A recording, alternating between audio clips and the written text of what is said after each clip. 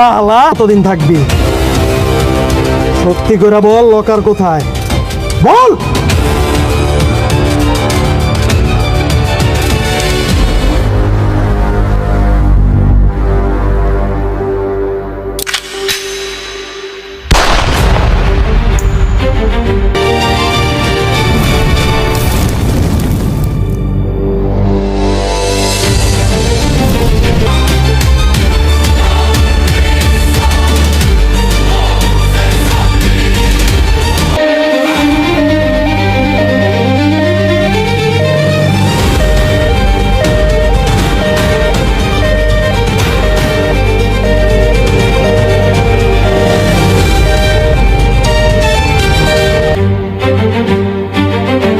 চোখটা খোলা রাখে স্যার, মনটারে শক্ত করেন, কিচ্ছু হবে না।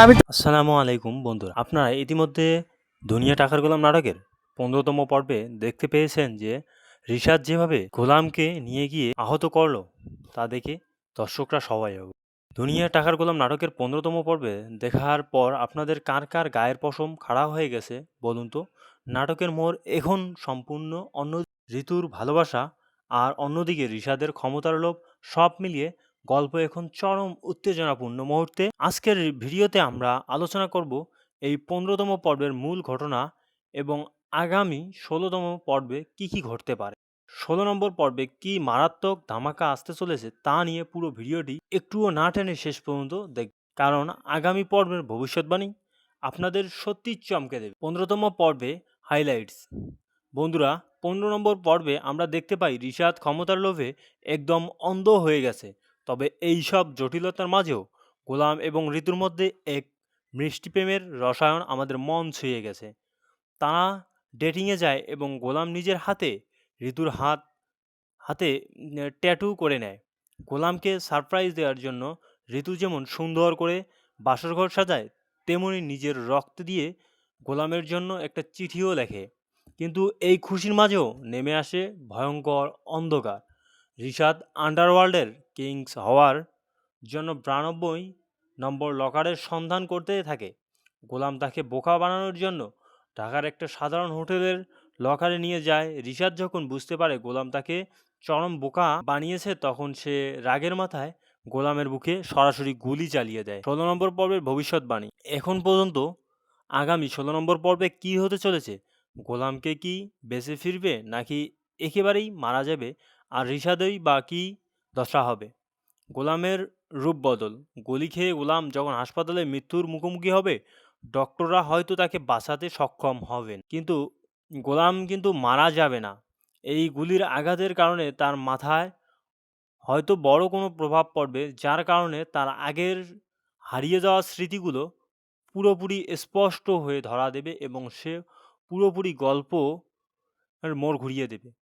গোলাপ শেহজাদ রূপে গর্জে উঠবে। ঋতু ও ফাতেমার অ্যাকশন। আর এই খবরগুলি পাওয়ার পর ঋতু আর ফাতেমা কিন্তু মোটেও দমে যাবে না। তারা অলরেডি জেনে গেছে যে গোলামকেই গুলি করা হয়েছে।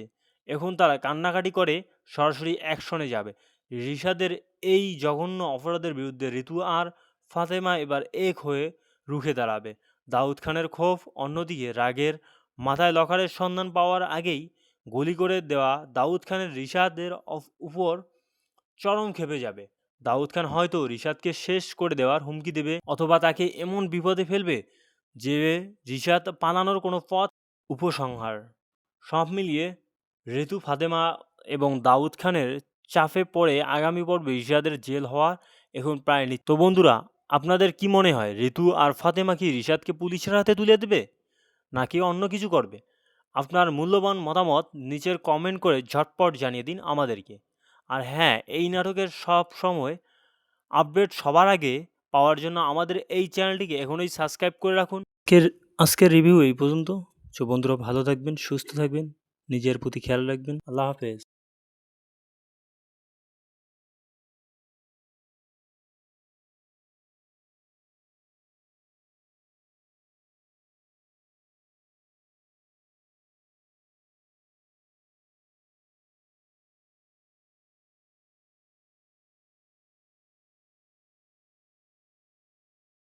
আজকের রিভিউ এখানে শেষ। আপনারা সবাই ভালো থাকবেন, সুস্থ থাকবেন, নিজের পরিবারের যত্ন নেবেন। আল্লাহ হাফেজ।